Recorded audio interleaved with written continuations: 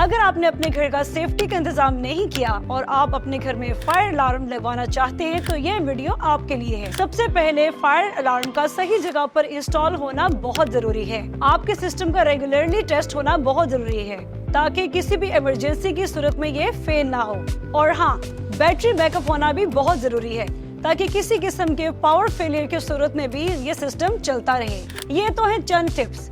मजीद fire alarm system से related तमाम अहम मालूमात और एक्सपर्ट गाइडेंस के लिए आप तामीर इजी का यूट्यूब चैनल सब्सक्राइब करें ताकि घर बैठकर आपको तमाम एक्सपर्ट ओपिनियन हासिल होती रहे, क्योंकि तामीर इजी से तामीर इजी है।